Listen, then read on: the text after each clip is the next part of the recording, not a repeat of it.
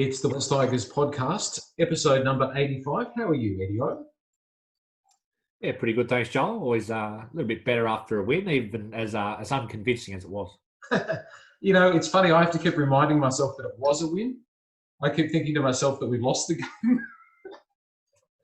Well, I said to a mate, I was watching the game with a mate, and I said might have been half time or even at 22-10, I said, I'd take a 1 point win here. So it would have been remiss of me to I guess, savage them after the game, although I sent you a couple of texts that were a little bit savage with about 10 minutes to go.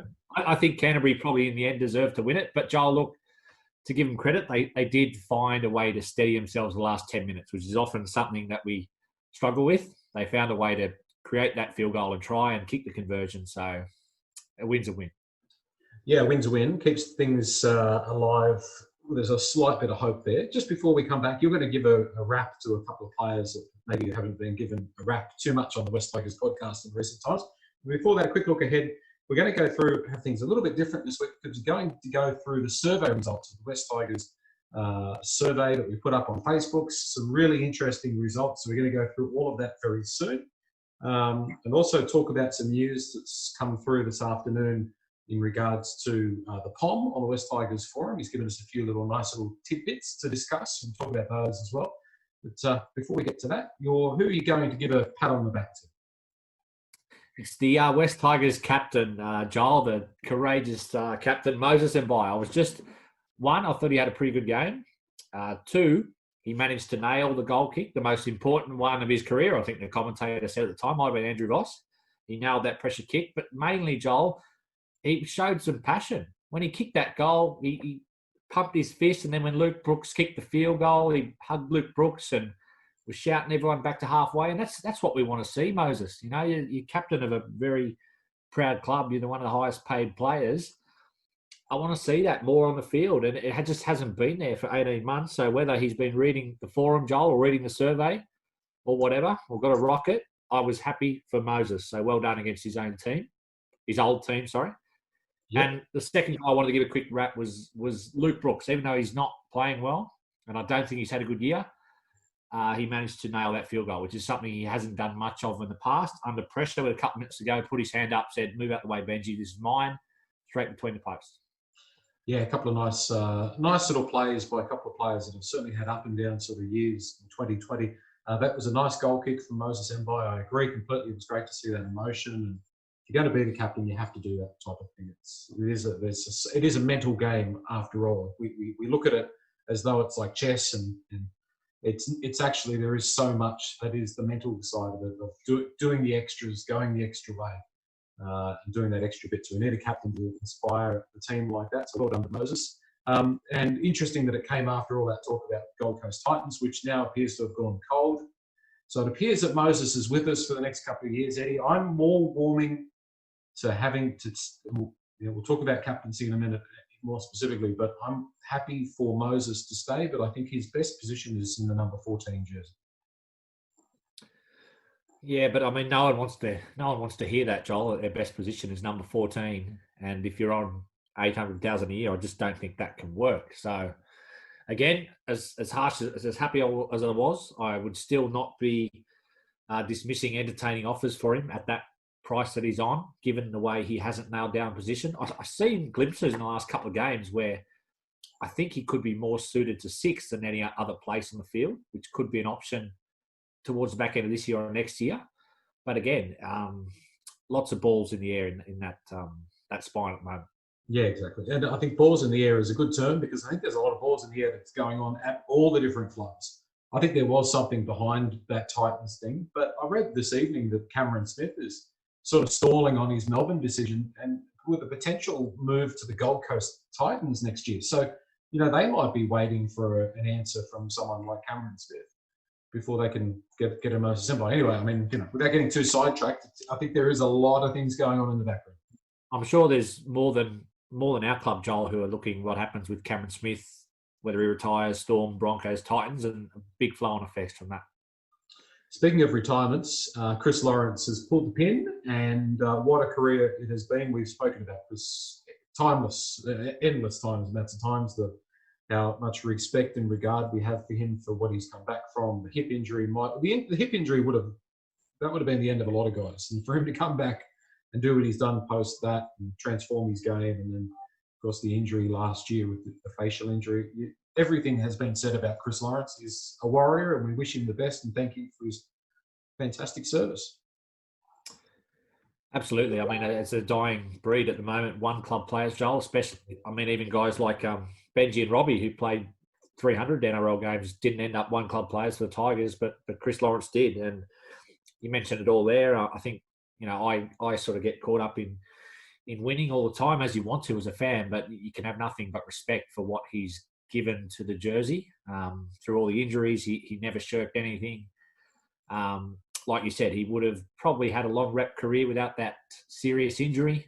And having to transform from a winger to a centre then into the back row is not something that's easily done. It takes some courage and ability. So well done to Chris. Great career.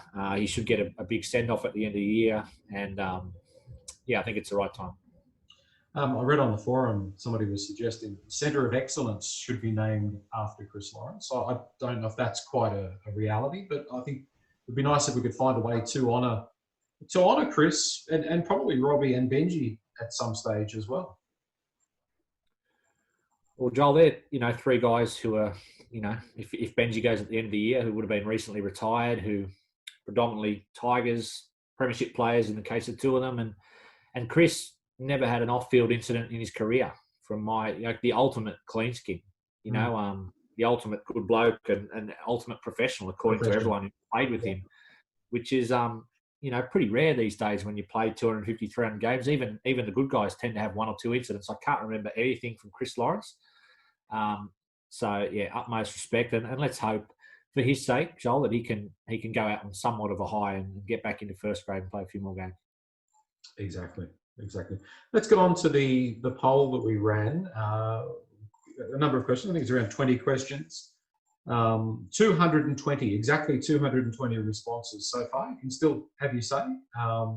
It's on the West Tigers podcast Facebook page. It's right there at the top. But 220 answers so far. I think it's a pretty good pool to get an idea of what West Tigers fans are thinking. If you're ready, we'll do a run through. Fire away. Okay, well, question number one, are you happy with the current direction the club is heading? It was a pleasing result for the management of West Tigers. 65% said yes. Obviously the balance, 35% were saying no or not sure. I think most people can see a lot of good progress, but I don't think everybody's completely happy. Well, unless we start winning, nobody's going to be completely happy. No, but the key word there was the running of West Tigers. So that, to me, that doesn't entail previous roster management decisions from 3 years ago. So Pascoe, Lee Hadjipantelis, Adam Hartigan, Michael Maguire, that's the stability we need. I've got faith in those four guys. I think we've been crying out for that for a long time. So I'm happy for those guys to run the ship for the next few years at least, as long as they're showing that they're going to continue to make good decisions to override some of those bad decisions of the past. Question number two, should Benji Marshall retire at the end of the season? I was really not sure what this was going to be, the result of this, but of 220 answers, we got 105 votes with a yes, so 47.7%, so just under half West Tigers fans saying that Benji should retire at the end of the year. By the sound of it, Benji and the club can't make up their mind either at this point. Probably a lot of, I don't want to second guess, but maybe there's not, but there's maybe some sentiment in that. But I think we've got to make cold, hard decisions. And, Benji's not getting any younger. I think he's going to be nearly 36 soon. And for me, he's showed some signs of decline this season, as opposed to last year when I thought he was fairly consistent. I think it should be, there should be a hard conversation maybe with him and Madge. Benji might make it himself with his body, but I'd be scared, Joel, if he went and played another year at the moment, just for him mainly, because you want him to go out on somewhat of a high, because it has been I know we haven't played finals, but it's been a really nice end to his career the past few years, returning back to the Tigers. Well, in that Canterbury game, of course, he kicked that lovely 40-20, and then he threw a lovely pass And what really dawned on me is he's actually never been so skilled. He's got, and the thing is with Benji, I reckon he's one of those kind of guys, you could put him out there when he's 60 on a field and say kick a 40-20, and he'd be able to do it. You know, he's got that natural skill set. It's whether the legs are up to it. And that's where the champions go, is in their legs.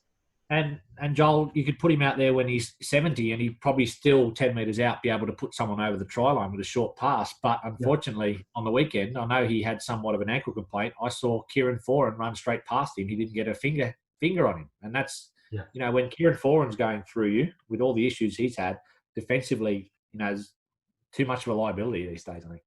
Well, that's why I think we've got a 50-50 result, because they see him still doing these great things. Yeah. But then you see other things, and you're starting to see things that, you know, and you could see it in Chris Lawrence too. At certain times you just think, you know, 3 years ago he would have nailed that. But anyway, we'll see what happens with that. Question number 3 was, should Chris Lawrence retire at the end of this season? 76.4% said yes. So it sounds like, according to West Tigers fans, Chris has made the right decision.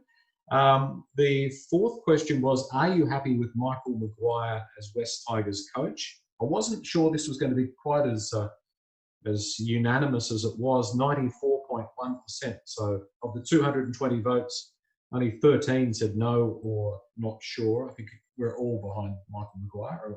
Only a very small percentage maybe have a few reservations. I think that's encouraging, Joel, because, you know, it's so easy in sport these days, a year or two in, to sack the coach and blame everything on the coach. But I think West Tigers fans and the nailed-on ones that have been watching this for 15 or 20 years know that, you know, Michael Maguire's a premiership-winning coach. He's not a mug, and it's going to take time to turn this place around. I'm sure if you do the poll in 3 years' time and he hasn't made finals, the answers are going to be different. But I think everyone knows the cards he was dealt when he came into the club wasn't going to be a quick fix. And I think they're backing him because they like the style of coach that he is. He's not afraid to make hard decisions. He's not afraid to really run players into the ground and sort of, I know I don't want to use change the culture because I've heard it a million times, but we've got to stay the course with someone like Michael Maguire. Yeah, I mean, again, without getting into the big Michael Maguire chat, the thing is, even if you put Craig Bellamy in there 18 months ago, if there's no money to spend, if you can't, there's players that nobody else wants that you've got to try and massage out of the club, it does take time. And we are so desperate just to have a little bit of success, that it's not hard to get impatient, West Tigers fans. But hopefully we're going to see that in the not too distant future, hopefully. Which recruitment aspect should West Tigers prioritise for 2021? Now, we gave people 4 different options and then the option of all. The 4 options were goal kicking, which 26.4% of the vote said, yes, that should be our top priority. Speed, 14.1%. Spine, 9.5%. Forward strength, only 4.5%. But the thing is, nearly half said, so exactly 100 votes said we need to prioritise all those areas. Well, that's the cop-out one, Joel. That's the easy one because we're not going to be able to address all of them. So I'll attempt to give my take on it. A speedy goal kicker would be nice. That solves 2 things at once. I don't know if there's one around, but I would go speed. I think we need speed in this team. We're missing it badly. Goal kicker would be the second priority, probably then spine, and then forwards probably a little bit lower down the list for me. Yeah, I had to laugh just breaking away from our survey results.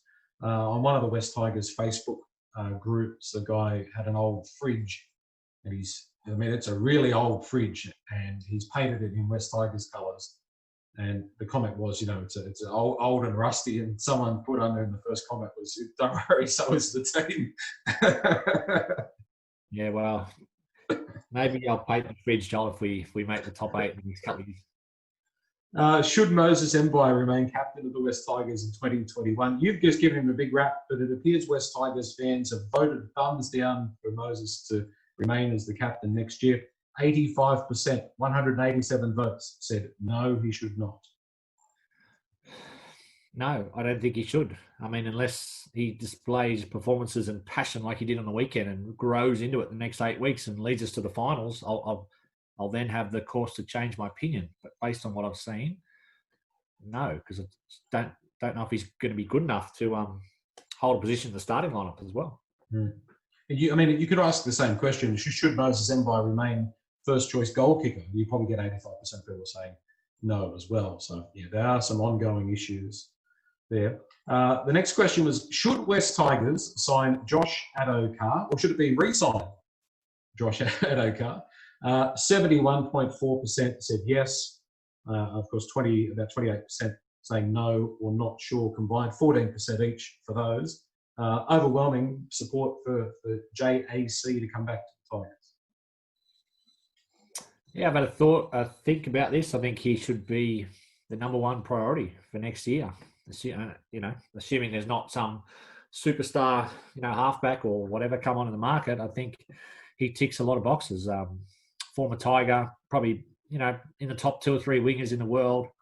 He's got electric speed, maybe the fastest player in the comp. And, what impresses me, Joel, I watched him play the Roosters last week.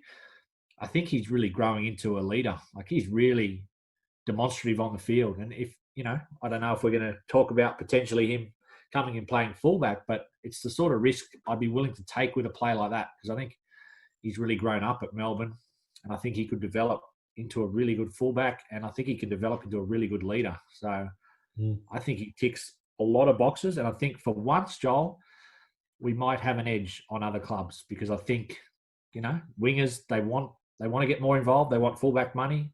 Souths have already got a fullback. A couple of other big teams do. That might be the attraction for Josh Addo Carr. What do you think? I think he ticks a couple of other boxes as well. He obviously loves the club.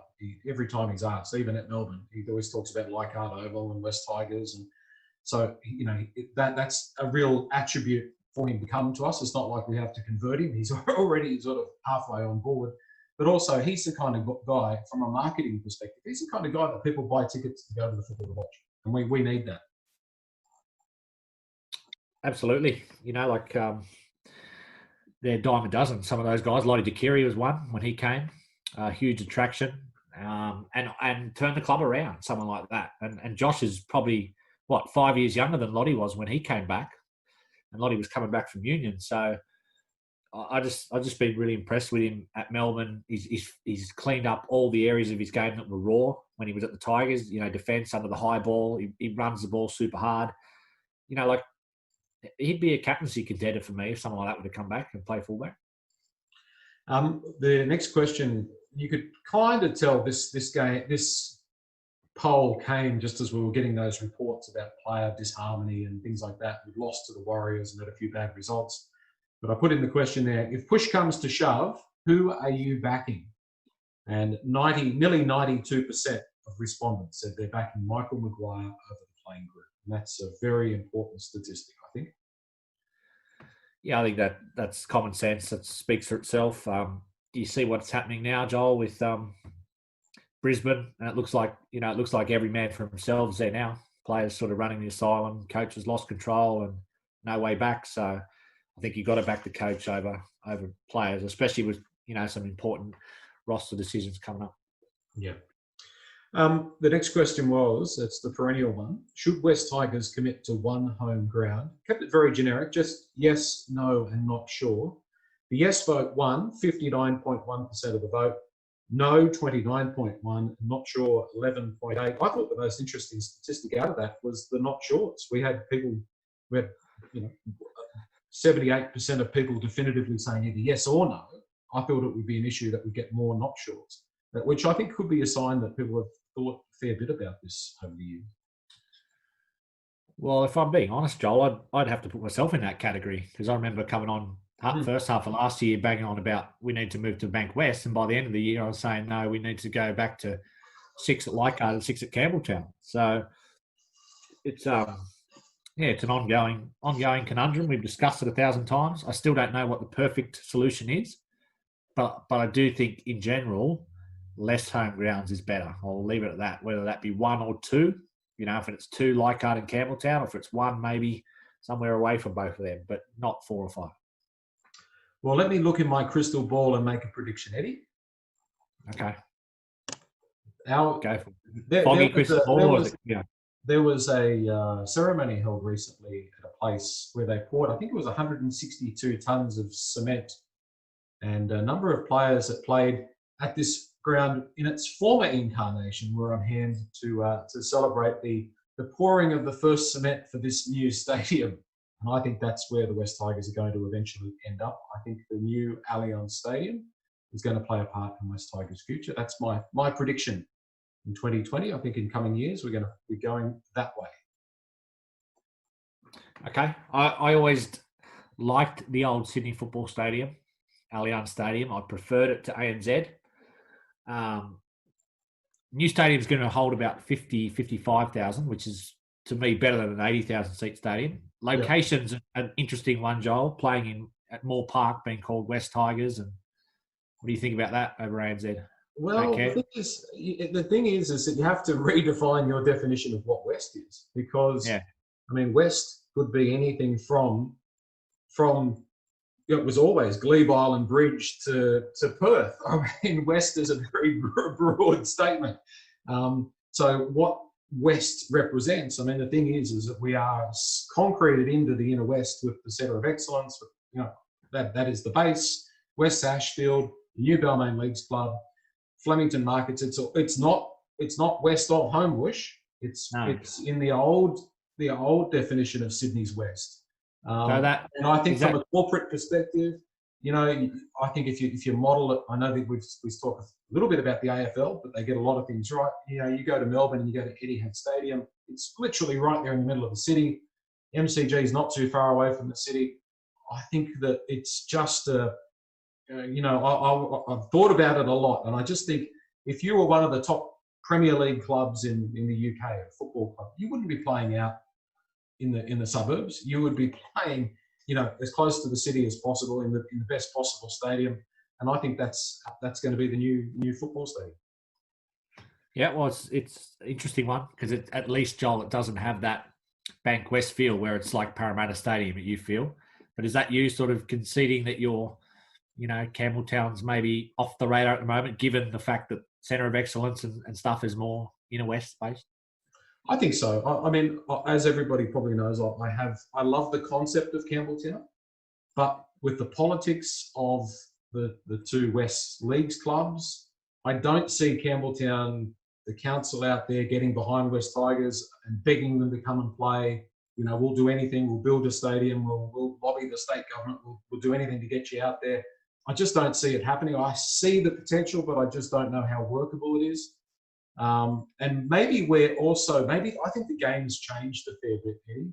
We're getting a little bit sidetracked from the survey, but I think the game's changed a bit because, well, I mean, for example, when we were growing up, if you were a St George fan, it was because you lived probably within 10 Ks of Jubilee Oval. If you're a Balmain fan, it was because you probably lived in Petersham, you know. Whereas I don't think people today, when you've got a name like West Tigers, it's quite generic. You could be in Penrith, you could be in Blue Mountains, you could be in Balmain. It's all West, and maybe not locking ourselves into a geographical location and remaining fairly broad might be a better opportunity. Yeah, and you know, the future generations of fans, Joel, all the kids are pretty fly-by, you know, sort of these days. They want to go for winners, and they don't care if your local team is Campbelltown and you live at Campbelltown, number 1 Campbelltown Street. If the Bulldogs are the top of the comp, they'll want to be Bulldogs fans. So yeah. I know what you mean. Well, and even geographically, if you think about it, I know traffic is an issue, but probably the days of driving to the football to a large degree are fairly numbered in Sydney. It's Friday night, even driving to Homebush. I mean, you don't want to do that. If you're getting to Homebush by public transport as compared to coming into Central, walking up the hill and going, they've got the new tunnel and the light rail and all that sort of stuff out there. You can come from pretty much anywhere in Sydney into that hub and into that area pretty easily with public transport. So I'm not seeing a lot of drawbacks. I know it's not West, but I can see a lot of positives. It's going to be a magnificent stadium. Yeah, my only contention with that stadium was I wish it was a little bit smaller. I just don't like 10, 12,000 and a 50,000 seater. But, you know, flip side of that, Joel, if you build it and you win, you get 25, 30,000 plus, and you want to be at a big stadium. So yeah, if we're winning and we're playing Souths there on a Friday night, or Roosters, or, you know, we'll get 40,000 people. You know? Yeah. Well, you got to aim for that, don't you? You do, you do. And if you lock yourself into a smaller stadium and you start winning games, yeah. All right, let's keep going. How would you rate the performance to date of CEO Justin Pascoe? Again, I wasn't completely sure how this was going to go. 65% of people rated Justin Pascoe's performance as CEO as adequate or good. 13% said very good. 1 in 5, about 20% in total, said poor or very poor. So about 80% were either on the fence or quite positive about Justin's performance. And most people, I know probably you and I would probably agree with that. He's probably got about 80% of it right. He's made a few errors, I think, along the way. Obviously, the Robbie Farah thing comes to mind. Yeah, I mean, I think he's done a pretty steady job. And like I said, with one of the original questions of the running of West Tigers, we need stability. You know, he knows the club inside out now. I think he's got the people off the field that he wants. Like you might have mentioned once or twice, he's not the biggest seller of the club, perhaps, in terms of talking the club up. But maybe his strengths lie elsewhere in that role. I think another point with Justin Pascoe is, a lot of people say, yeah, he signed off on all of Ivan Cleary's signings. But if you're the CEO, you're not a football expert. You have employed the football expert to make those decisions. You don't say, oh, well, why do you want to buy Russell Packer for? He's, I don't like him as a player. Go and find someone else. You trust your coach. Well, I suppose that's where the general manager of football comes in now. We spoke to Adam Hardigan, and that's where if there's something that looks off with the salary cap, you don't have to put all your eggs in the coach, because we saw with, Ivan and with Des Hasler and that, they can make really short-term decisions that have bad long-term consequences. True. What is the West Tigers' best attribute or quality? I really like this. 61% said the loyal fans, and I think that's true. I think West Tigers fans, we cannot say enough about, good on you. You're obviously quality people to stick by the team. Come a lot of lows and a few little highs. Yeah, resilient, loyal fans. You can't go past that, Joel. I can't remember what the other options were, but the colours would be the other thing, like the branding. Yeah. Like there's no other. There's no better colours than orange, black with a bit of white. No. Yeah, it works out well. I would still like to see an alternate jersey that's the gold rather than the white. But anyway, that's an ongoing issue. Didn't we have a gold jersey this year? No, we don't. Haven't had a gold jersey this year. No, we haven't for a while. Yeah. Okay. Doesn't seem like that long. Who is your favourite current West Tigers player? This is always interesting because this wasn't a select. It was actually write the names in. And that was quite interesting because Robbie Farah still got a vote and Michael Maguire got a vote as favourite current West Tigers player. So I thought that was interesting. What I find the most interesting thing about this, before we look at the 3 or 4 guys who dominated as West Tigers' most popular players, I think it says a lot for a team and a club where you've got a guy on 800,000 or big money, or it may not be 800,000, but big money, who out of 220 votes got 1 vote as favourite player. That might have been himself. Josh Reynolds. One person said that he was their favourite player. He might have logged in and voted for himself. But in saying that, what about your halfback? A guy that made his debut, 6-7 years ago? Of the 220 votes, Luke Brooks got 3 votes as favourite player.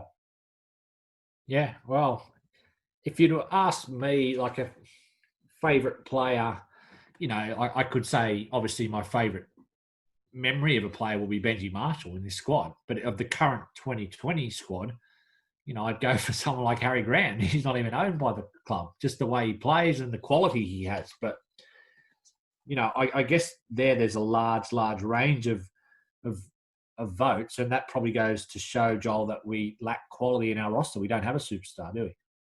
No, we don't. And Moses Mbai, how many votes do you think Moses Mbai got out of the 220? I'm going for a big, large duck egg. 0. Not one West Tigers fan nominated their captain as their favourite player. Who was favourite? Was it Benji, was it? I'll just quickly run through. So Jake Simpkin got a vote. Good on Jake. He hasn't debuted, but he's someone's favourite. So Jake might have got in and voted maybe. Luke Garner got 5 votes. Billy Walters 1. Sam McIntyre 2. Adam Dewey 2. E.T. 1. Thomas McKaylee 2. Tommy Tallow 1. Sean Bloor 5 votes. Michael Cheekham 2 votes. Russell Packer 7 votes. Josh Alloy 14 votes. Alex Twile 15. And they are the only people who were nominated as favourite players. We had David Nofaluma with 40 votes. So 40 out of 220. Fair enough. And that leaves 2 players, Harry Grant and Benji Marshall. Chances are, very good chance that neither of these players are going to be West Tigers in 2021. Harry Grant got 43, almost 25% of the vote, 43. And Benji Marshall got 48 votes as favourite West Tigers. Well, yeah, that doesn't surprise me, Joel. And absolutely, I can see why Noff is up there. I think he's had a great year and loyal, passionate player. We all know the qualities of Harry, but it shows that fans are they're in the moment, Joel. You know, they don't care that Harry was brought to the club as a Melbourne player and might leave at the end of the year. They've just been very impressed the way he's played. And if we can get 1 or 2, marquee players, then you'll have a if you had a Cameron Smith, I'm sure he'd get 200 of the 220 Melbourne votes, if you know what I mean. Yeah, absolutely. Moving on, are you currently a West Tigers member? Now, I would think that people who follow West Tigers podcast are probably a bit crazier. I mean, you'd have to be crazy, but a little bit more mad about the club than maybe your average fan. But of the answers that we got, only 38% are actually current West Tigers members. So 61.8% aren't members of the club. Come on, people, sign up. You don't have to have a ticket membership. You can just be a non-ticketed member. It doesn't cost very much money. You still get the pack and you still get the number, give the club the numbers and the support. So sign up. Yeah, sign up. And also, make it attractive. That's a message to the club for people to sign up. Some of the membership packs and stuff, I know it's sort of trivial complaining about that sort of stuff, but they're pretty amateur and basic. Some of the things you sort of get for signing up as a member. I think I've been member for 10 years straight. Might be 10 or 12 years now. Obviously, only gone to a couple of games this year, but it's more just feeling a part of it, Joel. I think it's something that the AFL was a long way ahead of the rugby league in building big membership bases. So I think Richmond Tigers, huge brand in the AFL, I think they have 100,000 members, which puts us to shame, doesn't it? It does. I think if you look at some of those AFL clubs, I was reading this, that basically when they were playing in their suburban grounds, they only had fairly small member bases, but they were able to, when they went to the bigger grounds, their memberships actually increased quite significantly when they made that move. Well, I'm sure that's the theory behind some of the clubs who've made those moves, Joel. If you look at South and Canterbury, their membership bases, I think, are 2 of the highest in Sydney, might be the 2 highest Sydney clubs who've both been out at ANZ, which fans weren't necessarily happy about. But I think 10 or 12 years into that move, that they are now happy.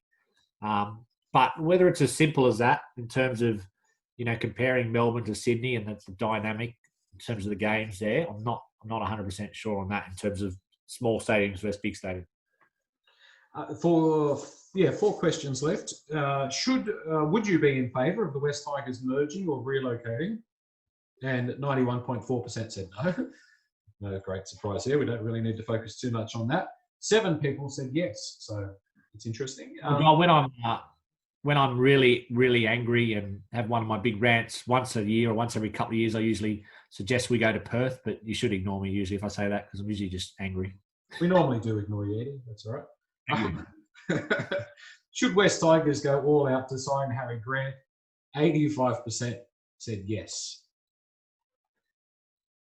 Absolutely yes, but the only thing I'd say is I think Harry will go back to Melbourne, and I then don't think we have to recruit a hooker because I think we've got a decent one. I'm a fan of Jacob Liddell, and I've heard a lot of raps about Jake Sidkin. So as much as I want to keep Harry, and I would pay him big money, if we don't get him, we don't then have to go to recruit a hooker for me.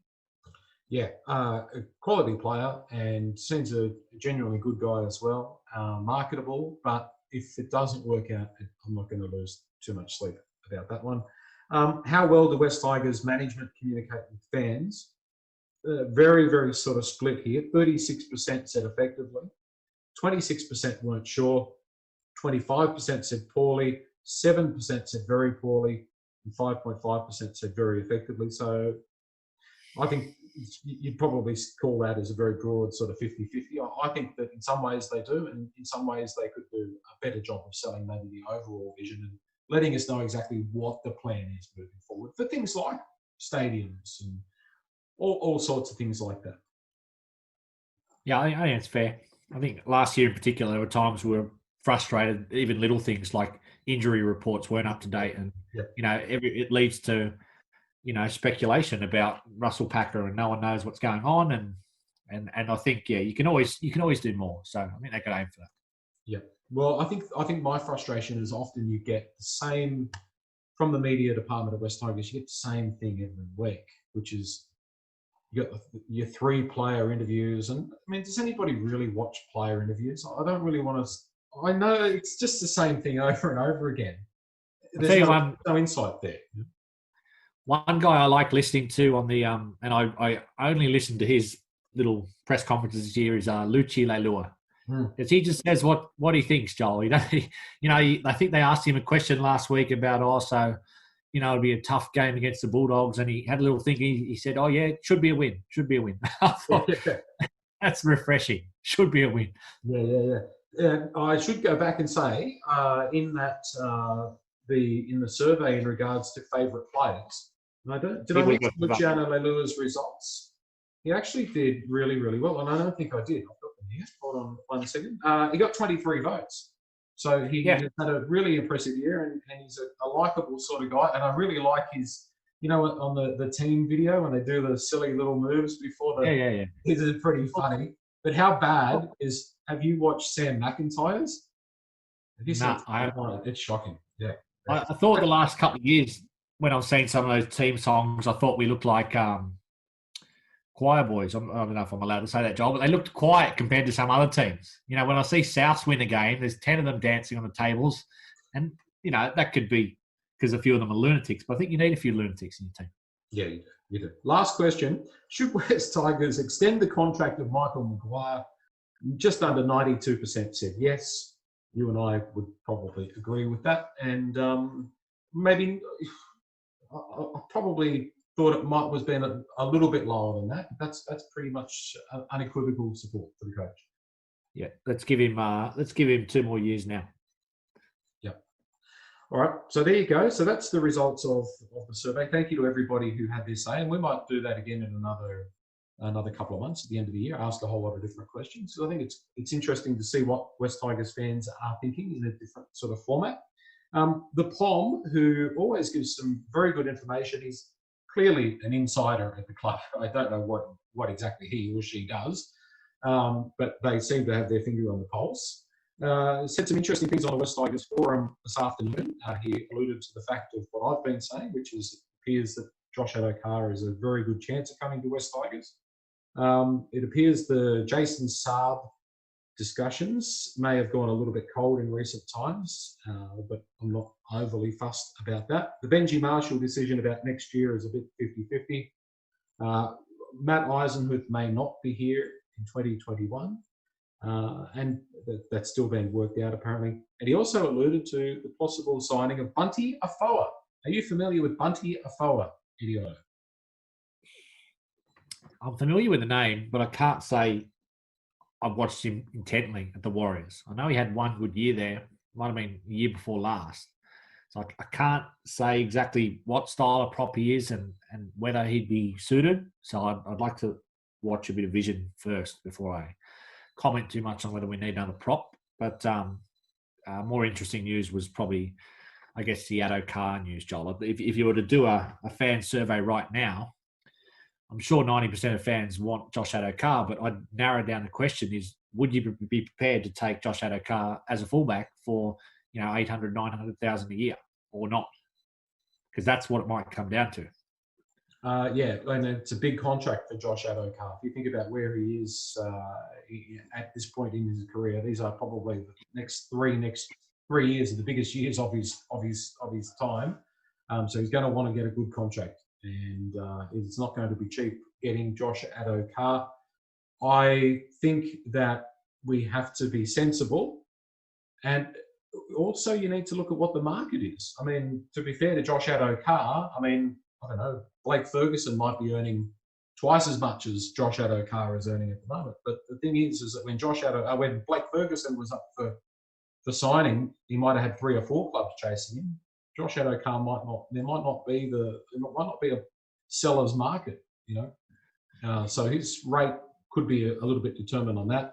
I think we just need to be careful, make a good solid offer, and just try and get him, but just not blow it all on one player again. I really think it's going to come down to the position. I just, once I know it's probably their manager getting in their ear, and maybe they don't 1,000% want to play fullback. They just want the fullback money. Because, I mean, a winger, you're probably not going to pay more than about 600, are you? Whereas a fullback, you might pay $1 million. Yeah. So he's going to want to put that out there. But I do believe that he could work there. And we need speed in that position. We desperately need it. Well, let's put it another way. If we can rehome Josh Reynolds to the Super League, which is the rumour going around, and that means moving Adam Dewey to 5'8", then that cash that's freed up from Josh Reynolds, if there's cash freed up there, then I'm more than happy to bump Josh Addo Carr up from 500,000 to 650,000 or something like 700,000 to play fullback or whatever it sort of takes, but reasonable. I don't think that you're not going to throw Tedesco money at Josh Addo Carr to play fullback. I don't think. I think there is that risk, and I don't know if the market is paying that at the moment, post-COVID, smaller squads, etc. Yeah, just off topic a little bit. I mean, we've spoken a lot the last couple of years about having to try and trade players to bring players in. I'm thinking, who Joel in this roster would actually be attractive to other clubs? Like, I'm thinking of someone like left field, but if a good club came in and wanted to have someone like Luke Brooks, would you be prepared at this stage to risk, losing a player like that, knowing that could free up money to get players in? Like, he would be an attractive asset for some clubs, as opposed to Russell Packer or Josh Reynolds, who's probably not attractive to anyone bar the Super League. Yeah, that's right. I think if you looked at our squad, realistically, the first names that come to mind are actually the younger players, the Sean Bloors, the Tommy Talaus, those sorts of guys. I think they would sort of be the most attractive to a Gold Coast or a Warriors or that type of thing. There's not a lot of guys there that are a little bit more senior that would be that attractive, I don't think, or that we'd be that fussed in losing. I think Luke Brooks is a quality player and he has quality attributes. But you're going to qualify it now, aren't you? I think that a change of clubs would probably do him the world of good. I'll give you an example. Yeah. I'll give you an example, Joel. If they said to you tomorrow, Gareth Widdop wants to come back to Australia, he's 31, he wants a 3-year deal, you can send Luke Brooks to England. Would you do it? I would. I probably would. As harsh as that sounds, like if we got a dominant playmaker, I've just been disappointed with Luke Brooks this year. I've been on the fence for so long, and I'm not saying he's the worst player in the team by any means. Don't get me wrong, and we're probably going to be riding with him for a couple of years. But if you offered me Gareth Widdop for a Luke Brooks now, I'd probably take it. Yeah, I'm happy to trade him, but maybe not Gareth Widdop. Someone a little bit younger. If the deal is right, if the money's right, we don't know the money. I mean, if you can trade him and get maybe I don't know, just a good an Aiden Caesar or a Hastings back from the Super League or something like that. Maybe a little bit younger, Yeah.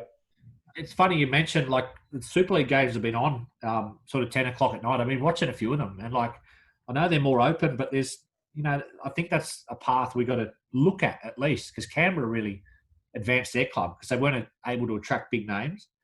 And Jackson Hastings, I know he's been a lunatic in the past, but he's playing really, really well over there. So some players can flourish when they come back from over there.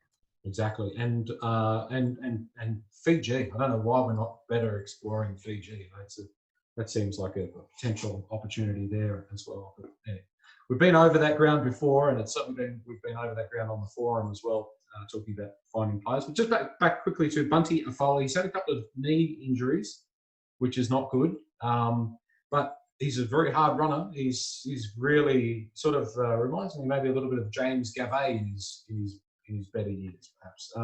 It looks like it could be a good addition to the forward pack. Just quickly, we're getting a little bit low on time, going a bit over. But Kevin Proctor, I know has been in the news for other reasons, but talk about him coming to the West Tigers for a couple of years. I don't think it's necessarily a bad thing, so long as we're not paying too much for him.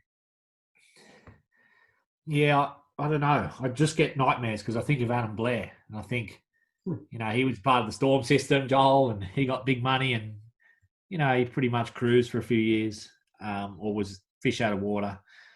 I think Kevin Proctor's a pretty good player, but I think he's been in the Gold Coast for 5 years losing games. So is that the sort of, I think we've been down the path of recruiting senior guys from losing clubs. I don't know. Yeah. Anyway, we'll wait and see what happens in regards to Kevin Proctor. The Roosters this week, Eddie, I'm making a bold prediction. I'm predicting the West Tigers will beat the Roosters. I'm predicting that West Tigers fans will be thinking to themselves, wait a minute, we can still make the top 8. And then the West Tigers will not win another game in 2020.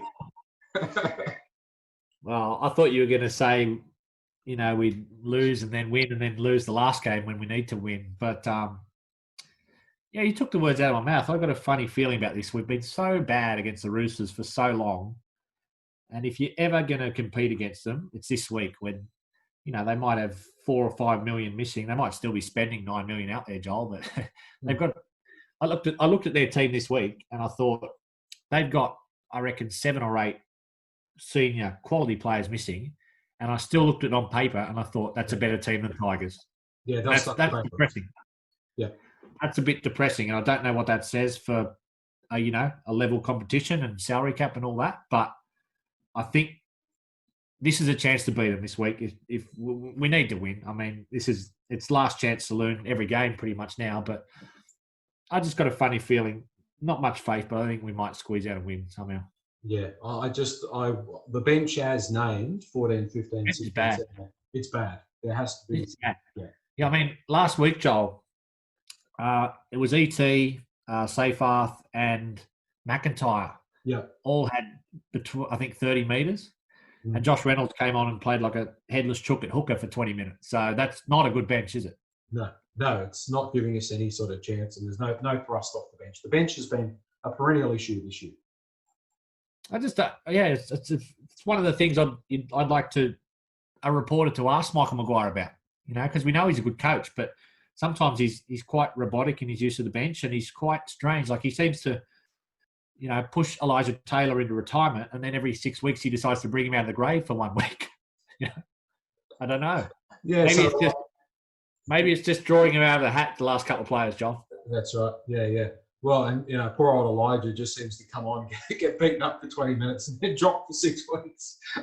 Well, I mean, he's another one, Joel, that I don't know exactly how old he is, but he reminds me of Chris Lawrence, a guy who's had a lot of knocks. I think the game's starting to pass him by a little bit.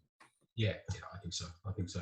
Anyway, we better leave it there because we've ended up being probably about the longest West Tigers podcast of all time. So have a good weekend, Eddie, and we'll come back and do it again next week. I'll be at Leichhardt Oval, so looking forward to beating Roosters.